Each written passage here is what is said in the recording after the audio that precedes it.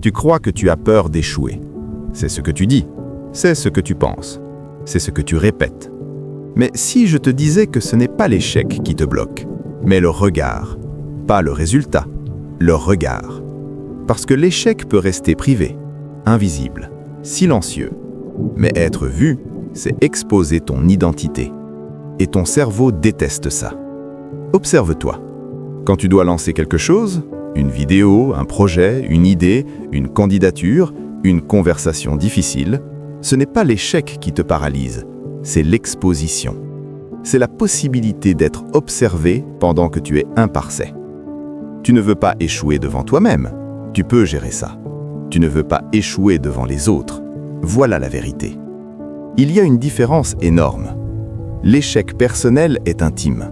L'échec public est identitaire. Il remet en question ton image. Et ton image, c'est ce que ton ego protège à tout prix. Depuis l'Antiquité, l'exclusion sociale signifiait la mort. Être rejeté par la tribu, c'était perdre protection. Ton cerveau n'a pas oublié ça.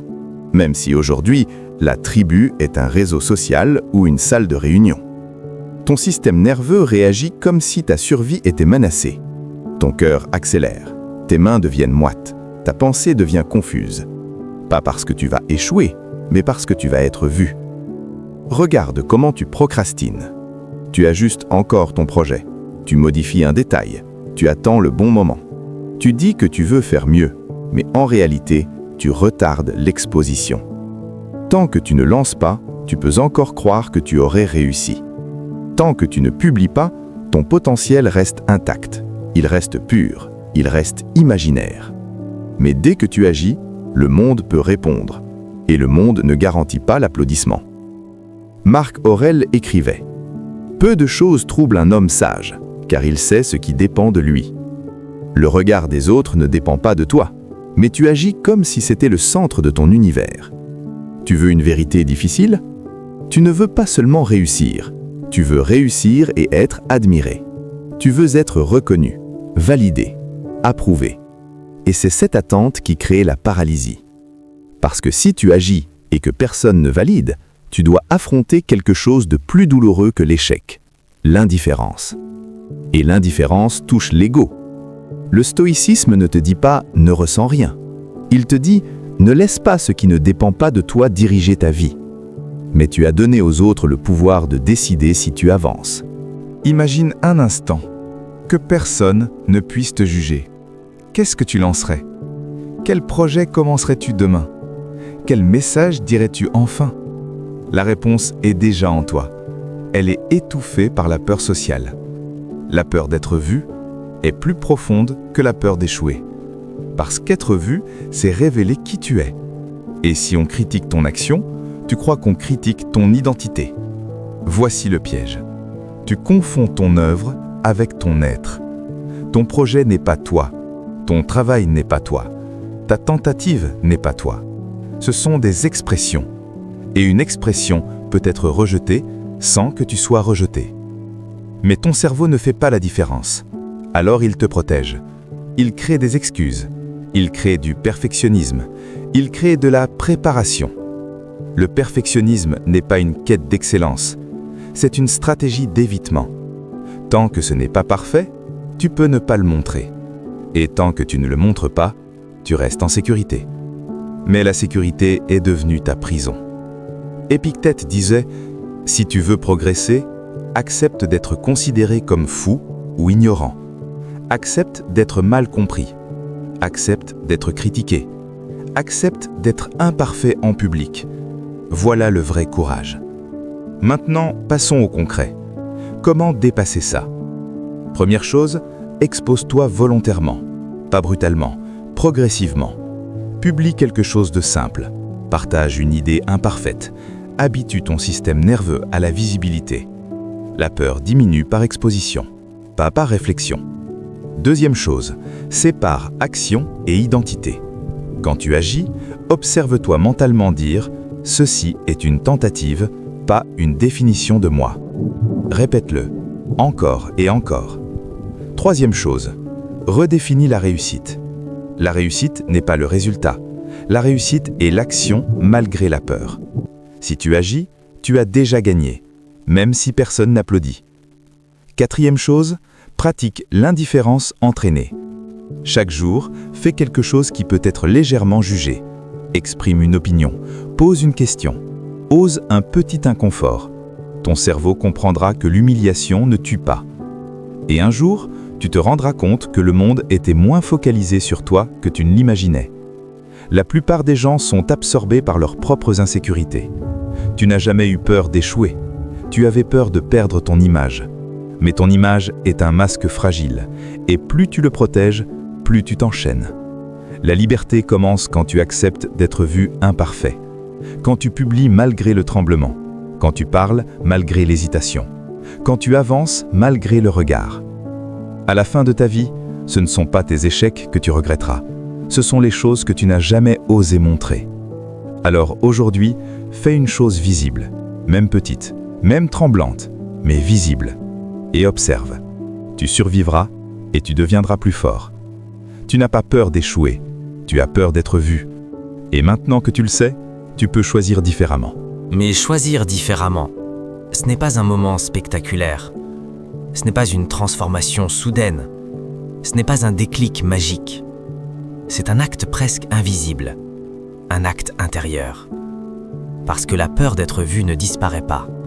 Elle se traverse, encore et encore. Tu dois comprendre quelque chose de plus profond.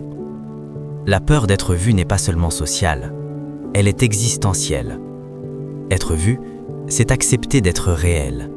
Et être réel, c'est renoncer à l'image idéale que tu gardais en réserve. Tant que tu restes invisible, tu peux encore croire que tu es exceptionnel, que tu aurais réussi, que tu es différent. Mais dès que tu te montres, tu entres dans le monde imparfait, le monde où l'on peut échouer, le monde où l'on peut être moyen.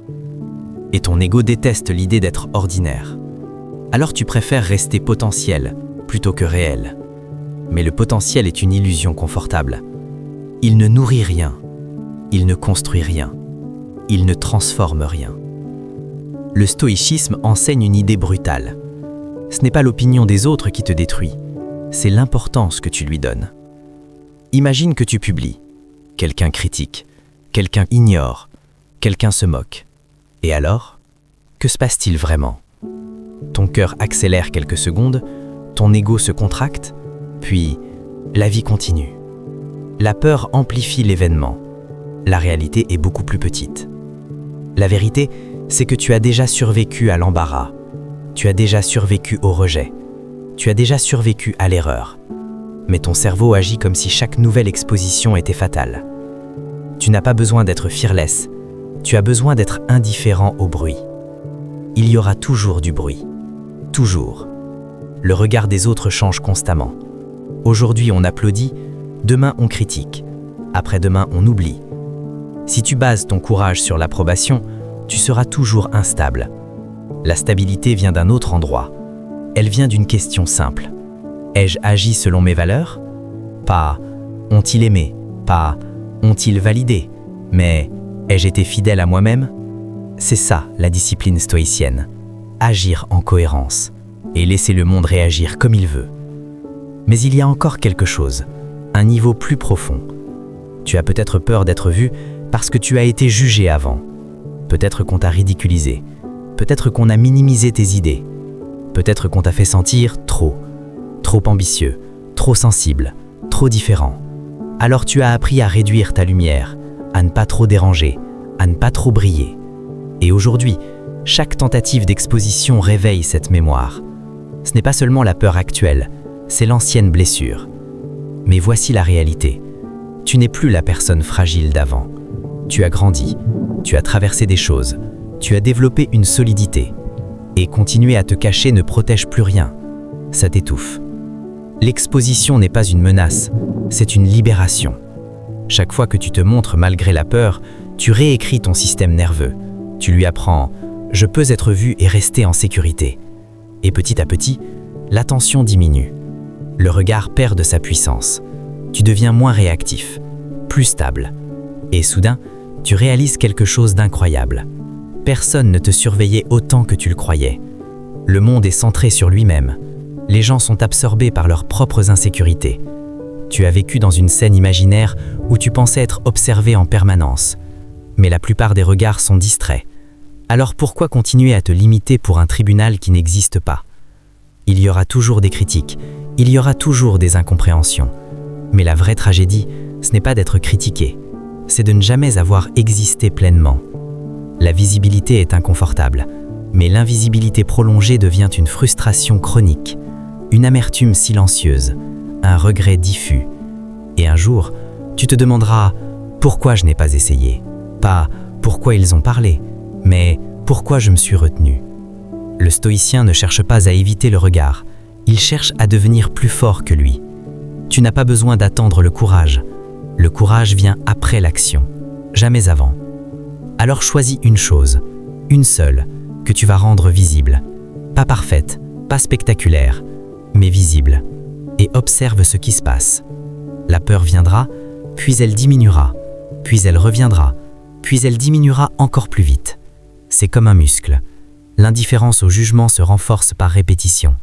Et un jour, tu agiras sans penser au